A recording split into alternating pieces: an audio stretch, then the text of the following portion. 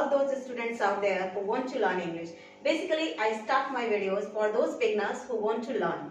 Actually इसीलिए मेरे videos इतने इजी और स्टेप बाय स्टेप कंटेंट के होते हैं ताकि आपको मेरी बात बिल्कुल इजी वे में समझ में आ जाए। और उम्मीद करती हूँ आपको मेरे वीडियोस पसंद आ रहे होंगे। और अगर वाकई में आपको मेरे वीडियोस पसंद आते हैं तो उन्हें लाइक करिए, शेयर करिए और सब्सक्राइब करना बिल्कुल मत भूलिए। साथ में लगा हुआ बेल आइकन प्रेस करिए ताकि मेरी नोटिफिकेशन सबसे पहले आप तक पहुंचे। तो चलिए फाइनली बात करते हैं आज के वीडियो की। आज हम वापस से प्रोनाउन का नेक्स्ट पार्ट लेकर आए हैं। आपको मैंने पहले ही बताया था प्रोनाउन उतना छोटा होता नहीं है जितना हमें समझ में आता है। इसीलिए मैंने आपको लास्टली अपने प्रीवियस वीडियो में 3 टॉपिक्स पढ़ाए थे जिनमें मैंने पर्सनल प्रोनाउन यानी he, she, it, they, I, you, we यानी हमारे persons, first person, second person, third person, इनको ऑब्जेक्टिव केस, सब्जेक्टिव केस को लेकर पढ़ा था। उम्मीद करती हूँ आपको समझ में आया होगा और आपको याद भी होगा। चलिए नेक्स्ट टॉपिक जो था डेमोन्स्ट्रेटिव यानी प्रदर्शन करना, शो करना, जिसमें this, that, these, those, such, one, right. चलिए नेक्स्ट इंट्रोगेटिव प्रोनाउन जो लास्टली मैंने अपलोड किया था। इंट्रोगेटिव प्रोनाउन जिसमें मैंने आपको समझाया था सारे क्वेश्चन वर्ड्स, सारे WHS वर्ड्स प्रोनाउन नहीं होते और कौन कौन से होते हैं और क्यों होते हैं वो भी मैंने आपको क्लियर किया था। उम्मीद करती हूँ आपको पसंद आया होगा। और फाइनली जिन्होंने मेरा ये वीडियो नहीं देख पाया है या मिस हो गया है उनकी लिंक मैंने अपने डिस्क्रिप्शन बॉक्स में डाल दिए। आप वहां से जाकर देख लीजिए ताकि आपको मेरा ये कॉन्सेप्ट बिल्कुल क्लियर हो जाए, तभी आप आगे बढ़ पाएंगे। तो चलिए फाइनली आज का वीडियो स्टार्ट करें।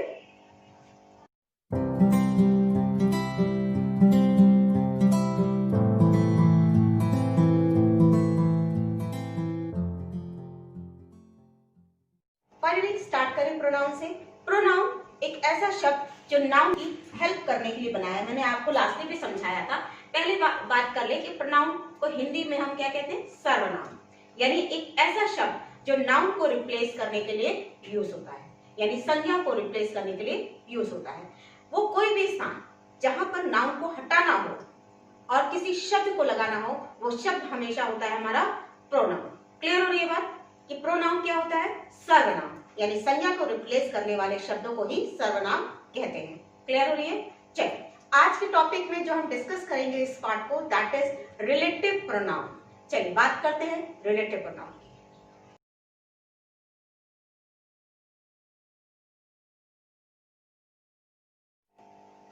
रिलेटिव प्रोनाउन यानी कि संबंध होना, कनेक्ट करना। बेसिकली ग्रामर में हम लोग रिलेटिव प्रोनाउन को सेंटेंसेस ज्वाइन करने के काम में लाते हैं। ठीक है, तो रिलेट करना, संबंध होना या रिश्तेदार होना। हम लोग कहते हैं ना रिलेटिव्स है, तो हमारे रिश्तेदार हैं, जिससे हमारा रिश्ता हो या जिससे हमारा संबंध हो वो रिलेटिव होता है, राइट। उसी तरह से ये रिलेटिव प्रोनाउन है। देखेंगे हम कि कैसे ये नाउन और की जगह पर आता है। तो चलिए पढ़ते हैं कि हम रिलेटिव प्रोनाउन में क्या क्या देखते हैं। तो मैं आपको बताते चलूं कि इसमें है who, whom, whose, where, which, that and what also। अब आप पूछेंगे कि मैम अभी तो आपने पढ़ाया था लास्ट ईयर हमें इंट्रोगेटिव प्रोनाउन में कि मैम ये इंट्रोगेटिव प्रोनाउन के वर्ड्स हैं, फिर हम ये रिलेटिव प्रोनाउन में क्यों यूज कर रहे हैं। तो मैं आपको बताते चलूं कि वहां पर हम जब कोई सवाल पूछते थे, जब हम किसी से प्रश्न करते थे, यानी क्वेश्चन वर्ड यूज करने वाले सेंटेंसेस जब बनाते हैं तब वहां पर हम इनका यूज करते थे। लेकिन अब इन रिलेटिव प्रोनाउन में हम इनका 2 वाक्यों को जोड़ने का काम करेंगे। समझ में आ रही है बात। ये अब क्वेश्चन वर्ड्स नहीं है, ये यूज करेंगे नाउन को हटाने के लिए ताकि रिलेटिव प्रोनाउन को जोड़ा जा सके, एक सेंटेंस को जोड़ा जा सके, ना कि क्वेश्चन पूछने के काम में का। आप एग्जाम्पल से ज्यादा अच्छे से समझ पाएंगे। तो चलिए एक एक करके हम समझते हैं, ठीक है।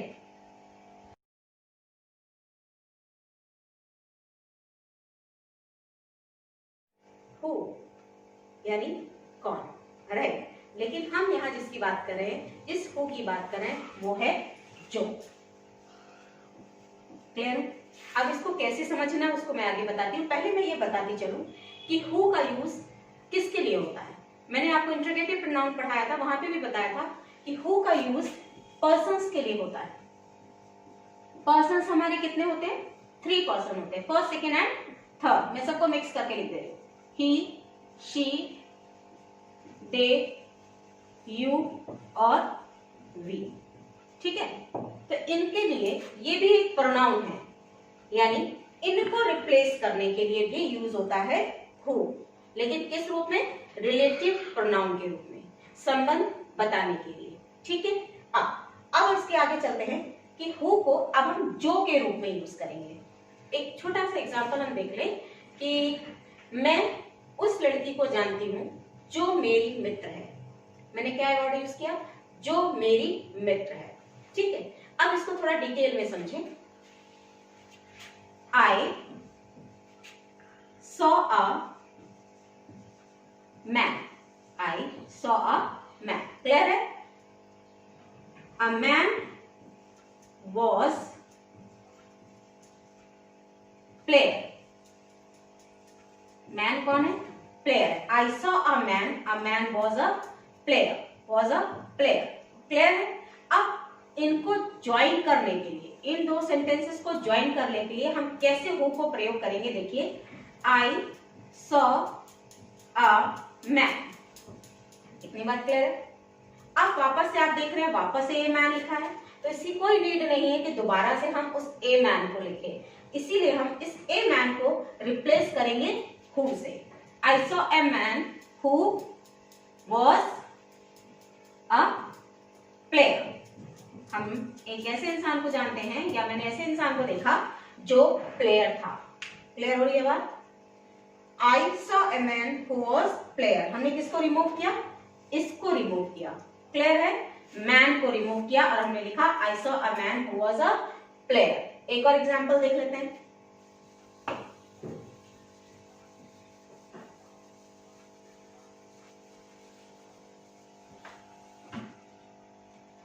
She is a girl. She is a singer कर लेते हैं, ठीक है? She is a singer. Singer. She sang a beautiful song. She sang a beautiful song. आप देख पा रहे हैं कि दो सेंटेंसेस लिखे हैं। She is a singer, right? Second sentence is she sang a beautiful song. और उसने क्या किया? एक beautiful song सुनाया या गाया। चलिए, अब हमने सबसे पहले इसको सेंटेंस को लिखा, she is a girl, sorry, she is a singer, वो एक सिंगर है। अब आप देख रहे हैं कि क्या है? she। अब ये she किससे रिलेट कर रहा है? इससे। क्लियर हो रही है बात? और ये क्या है? सब्जेक्ट। ठीक है, तो सब्जेक्ट को रिमूव करने के लिए, यानी इस पर्सन को रिमूव करने के लिए हमने यहाँ पर लगाना है हु। क्यों? हमने जाना है कि जो भी कोई पर्सन होता है उसको रिमूव करने के लिए हम यूज करेंगे हु को। तो सी sang a beautiful song की जगह हम लिखते हैं she is a singer who sang a beautiful song. Beautiful song. Clear हो रही बात? She is a singer who sang a beautiful song. यानी यहाँ पर हमने इस C को यहाँ पर लिखा था, ये हमारा सब्जेक्ट था, जबकि यहाँ पर ये प्रोनाउन था। यहाँ पर क्या था? प्रोनाउन था। इसको हमने वापस से रिमूव किया और यूज किया हु को। तो अब ये सेंटेंस बन गया हमारा She is a singer who sang a beautiful song. There is no need to say 2 times she. कोई जरूरत नहीं है कि एक ही शब्द को हम 2 बार यूज करें। उसकी जगह हमने क्या यूज कर लिया? Who co. इतनी बात क्लियर हो रही है? हु समझ में आया कि हु को हम कहां पर यूज करते हैं? हम बेसिकली ये प्रोनाउन को रिमूव करने के लिए इस हु का प्रयोग करते हैं। दूसरी बात, 2 वाक्यों को जोड़ने के लिए भी हु का प्रयोग होता है। तो चलिए अब बात करते हैं हुम की।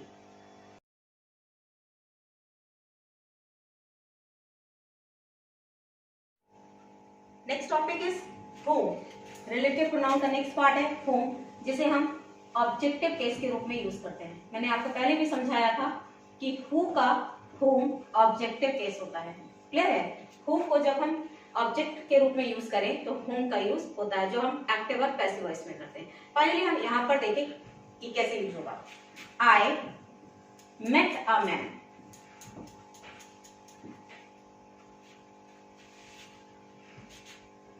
आई talk to him, I talk to him.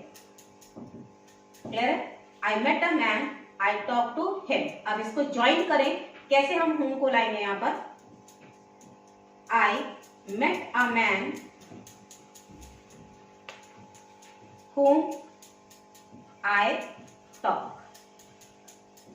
Clear है? अब आप कहेंगे मैम आपने कहां से ऑब्जेक्ट को हटाया?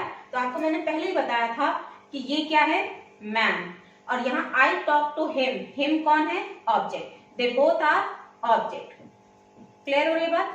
दे बोथ आर ऑब्जेक्ट। इसीलिए हमने जब इसको रिमूव किया तो हमने यूज किया whom। क्लियर हो रही बात? कि जब हम ऑब्जेक्ट को रिमूव करते हैं तो वहां पर who की जगह whom का यूज करते हैं। अब एग्जांपल से समझिए, आई मेट अ मैन, मैं एक आदमी से मिला। ये आदमी कौन है? ऑब्जेक्ट है, क्योंकि ये कौन है? सब्जेक्ट। क्लियर? अब इसमें आते हैं, आई टॉक टू हिम, मैंने उससे बात की, तो मैं कौन हो गया? सब्जेक्ट, जबकि हिम कौन हो गया? ऑब्जेक्ट। क्लियर हो गई बात? अब जब हम इस ऑब्जेक्ट को हटाएंगे तो हम लगाएंगे whom को। मैंने लगाया I met a man, I met a man whom I talk, जिससे मैंने बात की। क्लियर हो रही बात? कि जब भी हमें सब्जेक्ट की जगह ऑब्जेक्ट को रिमूव करना हो, वहां पर रिलेशन दिखाना हो, तब हम whom का यूज करेंगे। क्लियर है? तो चलिए आते हैं अपने नेक्स्ट टॉपिक पे। नेक्स्ट रिलेटिव प्रोनाउन पे चलते हैं, जो विच और whose है। मैंने इन दोनों के एक साथ इसलिए लिखा है तो पहले इनको डिटेल में समझा दूं, फिर एग्जाम्पल के साथ समझते हैं। तो एक्चुअली क्या होता है? whose और which दोनों का ही मतलब होता है ओनरशिप, जिस चीज पर आपका अधिकार हो, जो चीज आपकी हो, राइट? तो उसके लिए whose और which दोनों का ही प्रयोग होता है। लेकिन अब अंतर कहाँ आता है? कहाँ पर हम यूज whose का करें, कहाँ पर हम which का करें। whose का प्रयोग हमेशा पीपल्स के लिए होता है, यानी पर्सन के लिए होता है। ये एक सबसे बड़ा डिफरेंस है दोनों के बीच, ये पीपल या पर्सन के लिए यूज होता है, जबकि which हमेशा नॉन लिविंग थिंग और एनिमल के लिए यूज होता है। नॉन लिविंग और एनिमल। क्लियर है?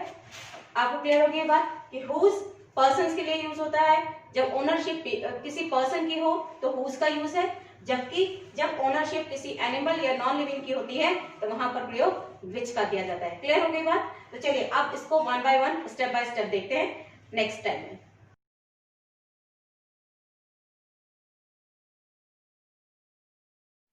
Next relative pronoun is whose। whose position, ownership, यानी जिस पर हमारा अधिकार हो, जिसे हम हिंदी में जिसका, जिसकी, जिसके के लिए यूज करते हैं। क्लियर? अब इसको एग्जांपल से समझ लें। I met a lady, she lost her purse. दो सेंटेंस आपके सामने हैं। I met a lady, she lost her purse. अब फर्स्ट सेंटेंस को हम पहले लिख लें। I met a lady. अब यहां थोड़ा सा रुक जाते हैं, अब समझ लेते हैं बात को कि देखिए यहां पर ए लेडी लिखा है, राइट? और ये शी भी इसी के लिए यूज हो रहा है। क्यों? शी लॉस्ट हर पर्स, उसने अपना पर्स खो दिया। क्लियर है? तो ये आ लेडी और शी दोनों सेम पर्सन है, इसीलिए इनमें से इसको रिमूव कर दिया जाता है। इसको हम रिमूव कर देते हैं जब हम सेंटेंस को ज्वाइन करते हैं, यानी सब्जेक्ट को हम दो बार नहीं लिखते हैं। तो हमने यहाँ पर जब इसको रिमूव किया और लिखा whose। अब मैं आपको ये भी बताती चलूं मैंने whose क्यों यूज किया है। whose मैंने अभी आपको समझाया था, हक होना, ओनरशिप होना, वो चीज आपकी हो। तो she lost her पर्स, उसने अपना पर्स खोया ना, राइट? इसीलिए हमने यहाँ पर क्या लगाया? whose। अब सेंटेंस क्लियर करिए, कंप्लीट करिए। I met a lady whose purse lost, जिसका पर्स खो गया था। क्लियर हो गया सेंटेंस? समझ आ गई बात कि हमने ये whose क्यों लगाया? सबसे पहले एक तो वजह ये थी कि हम दो सब्जेक्ट को या ऑब्जेक्ट को दो बार यूज नहीं कर सकते। एक सेंटेंस में जब एक ही इंसान के बारे में बात होती है तो उन्हें दो बार यूज नहीं करते, उनकी जगह हमने यूज किया whose। हमने कोई और रिलेटिव प्रोनाउन क्यों नहीं लगाया? उसकी वजह यह है क्योंकि यहाँ पर उसके पर्स की ओनरशिप दिखाई दे रही थी, इसीलिए हमने यहाँ पर whose का प्रयोग किया है। क्लियर हो रही है बात?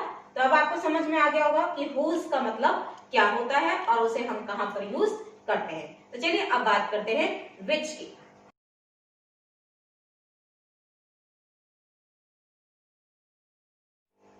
Next relative pronoun is which, जिसका मतलब मैंने अभी आपको समझाया। इसका मतलब एक पोजीशन होता है, ओनरशिप होती है, जिस पर आपका अधिकार हो। बस फर्क इतना होता है कि whose और which में कि whose आता है पर्सन्स के लिए, जबकि which का प्रयोग होता है एनिमल्स और लिविंग थिंग के लिए, नॉन लिविंग थिंग के लिए, सॉरी, यानी निर्जीव वस्तु के लिए और एनिमल्स के लिए। तो आपको क्लियर रहेगा कि एनिमल्स और नॉन लिविंग के लिए यूज होगा हमेशा which का प्रयोग। तो देखिए एग्जाम्पल कैसे बनता है इसका।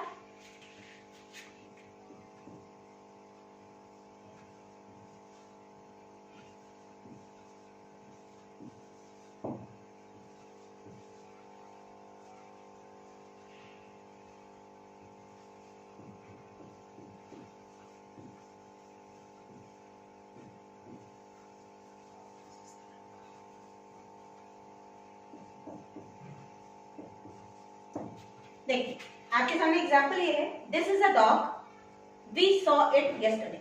ये वो दिस इज अ डॉग, ये डॉग है, वी सॉ इट यस्टरडे, हमने इसे कल देखा था। क्लियर हो रही बात। अब आप एक चीज काउंट करिए कि इसमें कौन सी चीज है जो कॉमन है। तो आप ये देख पा रहे हैं कि डॉग और इट दोनों ही कॉमन है, ये दोनों ही एक दूसरे के लिए यूज किए गए हैं। मैंने आपको पहले भी बताया था कोई भी सब्जेक्ट दो बार या कोई भी ऑब्जेक्ट दो बार यूज नहीं होता। जब हम उस सेंटेंस को ज्वाइन करते हैं तब उस उस वर्ड को रिमूव करके किसी रिलेटिव प्रोनाउन को यूज करते हैं। अब वो रिलेटिव प्रोनाउन कौन होगा वो हम सेंटेंस के अकॉर्डिंग बनाते हैं। तो चलिए इसमें देखें कैसे हम which का यूज कैसे कर पा रहे हैं। तो फर्स्ट ऑफ ऑल हम स्टार्ट करें लिखना, दिस इज अ डॉग। अब देखिए this is a dog clear हो गया। अब which, जिसे we saw yesterday, जिसे हमने कल देखा था। अब ये जिसे कौन है, जिसे किसके लिए आ रहा है, इस डॉग के लिए। तो डॉग कौन है, नॉन लिविंग है, इसी वजह से यहां पर हमने क्या यूज किया है, which का प्रयोग किया है। आपको बात क्लियर हो रही है कि this is a dog which we saw yesterday. हमने क्या रिमूव कर दिया, इट। इट क्यों रिमूव कर दिया, क्योंकि ये भी किसके लिए आ रहा था, डॉग के लिए आ रहा था, राइट। इसको रिमूव किया और हमने यूज किया which। आई होप ये बात क्लियर हो रही है। चलिए इसका नेक्स्ट एग्जांपल समझ लें।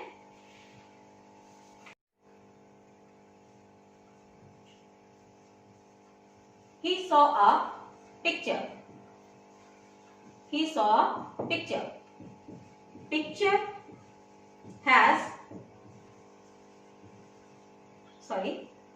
has many colors. Picture has many colors. Clear? ये देखिए आप सेंटेंस वापस से, he saw a picture, उसने एक पिक्चर देखी, picture has many color, picture में many colors थे। तो चलिए इसको ज्वाइन करें और देखिए कैसे हम which का प्रयोग कर पा रहे हैं। आपने एक चीज फिर से कॉमन देखिए, दोनों तरफ क्या है, पिक्चर, यानी इसको हमें रिमूव करना है। अब देखिए कैसे, he saw a picture, पहली चीज तो क्लियर हो गई और सेंटेंस बिल्कुल क्लियर है आपको। अब इसके आगे, अब picture has many colour, picture के में मैनी कलर्स हैं, बहुत सारे कलर्स हैं। तो ये पिक्चर को रिमूव करना है ना, पिक्चर की क्वालिटी बता रहा है कि उसके पास मैनी कलर है। तो यहां हमने यूज किया which। क्यों यूज किया, क्योंकि पिक्चर कोई लिविंग थिंग नहीं है, कोई पर्सन नहीं है, इसलिए इसका पोजीशन, इसकी ओनरशिप किसकी है, मैनी कलर्स के लिए हमने यूज किया which। देखिए फिर से देखिए, he saw a picture, उसने एक पिक्चर देखी, which has many color, which has many color, जिसके में बहुत सारे कलर हैं। क्लियर हो रही है बात। फिर से देखिए एक बार समझ लीजिए कि हम किसी भी सब्जेक्ट को अगर वो दो बार हो या ऑब्जेक्ट दो बार हो तो एक बार ही उसका प्रयोग करते हैं, दूसरी बार उसके साथ कोई प्रोनाउन यूज करते हैं। यहाँ पर हमने which का प्रयोग इसीलिए किया है। दूसरी बात, कौन सा रिलेटिव प्रोनाउन लगेगा ये अकॉर्डिंग टू सब्जेक्ट पर डिपेंड करता है कि सेंटेंस आपका क्या पूछ रहा है, क्या मांग रहा है, उसके अकॉर्डिंग हम which, whose, who या whom का प्रयोग करते हैं। तो आपने देखा कि विच का प्रयोग किस तरह होता है। तो चलिए अब आगे बढ़ते हैं।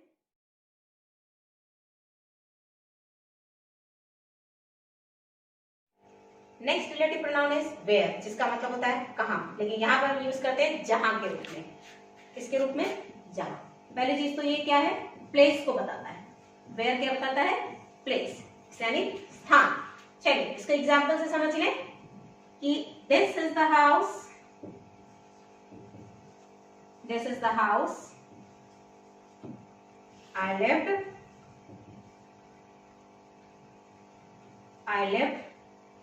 in this house. Clear हो गई बात? This is the house I lived in this house. Clear? अब इसको ज्वाइन करें। This is the house. This is the house. अब दिस इज द हाउस, आपने देखा यहाँ पे भी हाउस है, यहाँ पे भी हाउस है, तो इसको रिमूव किया और हमने यूज किया वेयर। क्या यूज किया? Where. This is the house where I live, ये वो घर है जहां मैं रहता था। क्लियर हो गई बात? यहाँ पर ये दो एक सिमिलर थे, तो इसलिए इस हाउस का रहना जरूरी था, इसको हमने रिप्लेस किया किस रिलेटिव प्रोनाउन से? वेयर से। This is the house where I live, ये वो घर है जहां मैं रहता था। चलिए एक और एग्जाम्पल देख लें इसका। Next example, this is a playground, children play in this playground. तो हमने इसको ज्वाइन किया, this is a playground.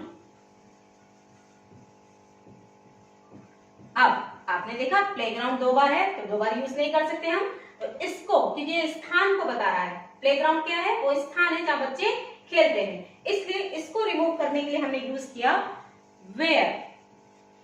This is a playground where children play. I hope आपको मेरी बात क्लियर हो रही है कि हमने यहाँ पर वेयर क्यों यूज किया, क्योंकि हम प्लेग्राउंड को शो कर रहे हैं। एग्जाम हमारा सेंटेंस बना, this is a playground where children play. Clear है? तो यहां से हमें बात खत्म होती है हमारी वेयर की। एक चीज और मैं बीच में आपको रोकूंगी कि देखिए मेरा जो कॉन्सेप्ट है वो थोड़ा डिटेल है, थोड़ा लेंथी है, इसे स्किप करने की कोशिश ना करें, इसे काट काट के ना सुने, इसे पूरा पढ़ें, पूरा वीडियो देखें, तभी आपको मेरे कॉन्सेप्ट क्लियर होंगे। तो उम्मीद करती हूँ आप मेरा वीडियो फुली वॉच करेंगे। ठीक है, तो चलिए आगे आते हैं इसके अगले कॉन्सेप्ट पे।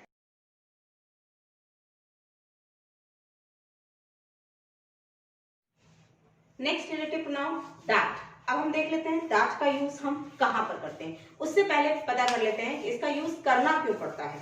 तो देखिए, अगर हमारे पास बात होती है किसी पर्सन की, यानी किसी इंसान की, तो हम उसके साथ हु लगा लेते हैं। लेकिन जब हमारे पास कोई थिंग होती है, यानी कोई ऑब्जेक्ट होता है, तो उसके लिए हम लगा लेते हैं विच। राइट, यहाँ कोई ऑब्जेक्ट होता है तो हुम लगा देते हैं। क्लियर हो रही है बात कि भाई पर्सन है तो हु या हुम का प्रयोग हो जाता है, जबकि थिंग होने पर विच का प्रयोग हो जाता है। क्लियर? लेकिन कभी कभी कुछ सेंटेंसेस ऐसे भी होते हैं जिनमें ये कलेक्टिव के रूप में आते हैं, यानी दोनों एक साथ आ जाते हैं, पर्सन भी आ जाता है, उसी सेंटेंस में थिंग भी आ जाती है। ऐसी जगह पर जहां पर पर्सन भी हो, थिंग भी हो, उन सेंटेंसेस को ज्वाइन करने के लिए हम दैट का प्रयोग करते हैं। चलिए एग्जाम्पल से समझ लेते हैं।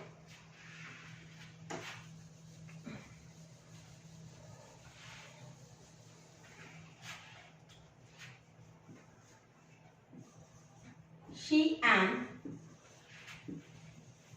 her purse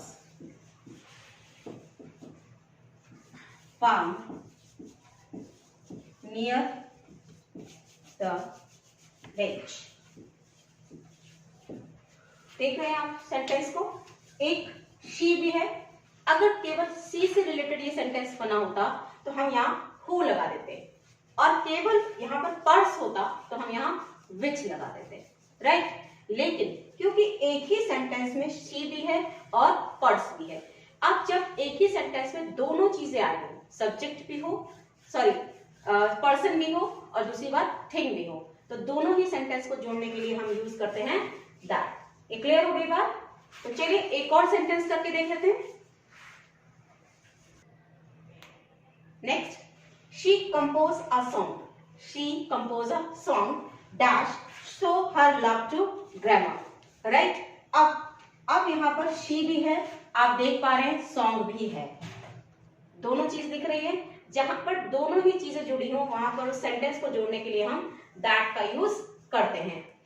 क्लियर है? आप सिर्फ इतना मान के चलिए, जो सेंटेंस कलेक्टिव बना हो, जिसमें पर्सन भी हो और थिंग भी हो, उन सेंटेंसेस को ज्वाइन करने के लिए हम दैट का यूज करते हैं। बाकी देख लेते हैं दैट का यूज और किन किन शब्दों के साथ होता है। अब मैंने आपसे बोला कि दैट का प्रयोग किन किन शब्दों के साथ जनरली होता है, तो वो है ऑल। ऑल के साथ जनरली हम यूज करते हैं दैट का प्रयोग। एक लाइन ले लें आप कि all that glitter is not gold, जो चमकती है, हर चीज जो चमकती है वो सोना नहीं होती है। अब आप मेन चीज क्या है, इस ऑल में हमें ये पता नहीं है कि किस पर्टिकुलर चीज के बारे में बात करें। अगर किसी चीज के बारे में बात करते तो हम दैट की जगह विच का प्रयोग कर देते। अगर किसी इंसान के चमकने की बात करते तो हम हु लगा देते। लेकिन क्योंकि हमें पता नहीं है कि किस बारे में बात हो रही है, तो इसलिए हम यहाँ पर दैट का यूज करते हैं। तो फिर से एक बार देख लीजिए, ऑल के साथ, एवरीथिंग के साथ, the same, nothing, the few और द लिटिल के साथ भी दैट का यूज करते हैं। क्लियर हो रही बात?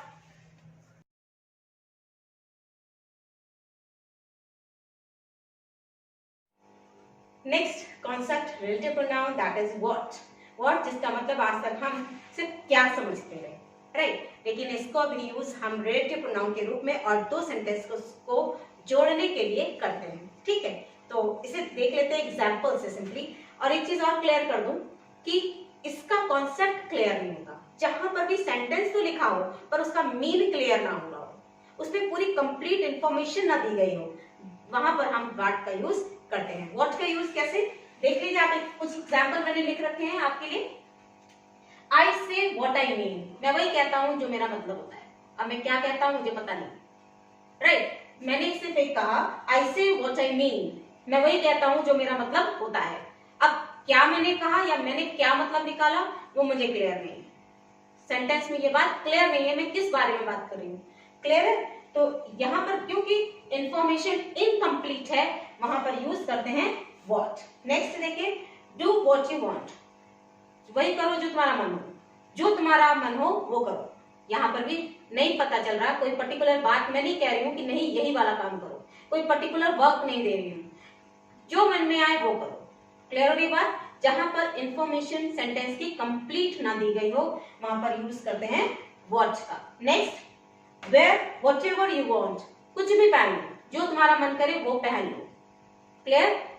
व्हाटएवर यू वांट, वो कुछ भी पहन लो जो तुम्हारा मन करे। अब यहाँ पर कोई पर्टिकुलर मैंने सूट दे दिया होता या साड़ी दे दिया होता तो मैं यहाँ लिखती wear the sari which you bought, वो साड़ी पहन लो जो तुमने खरीदी थी, या wear that sari which you like, वो साड़ी पहनो जो तुम्हें सबसे अच्छी लगती है। क्लियर हो रही है बात? क्योंकि यहाँ पर क्लियर नहीं है कि किस ड्रेस के बारे में बात हो रही है, दैट्स व्हाई मैंने यहाँ पर यूज किया है व्हाटएवर यू वांट वेयर।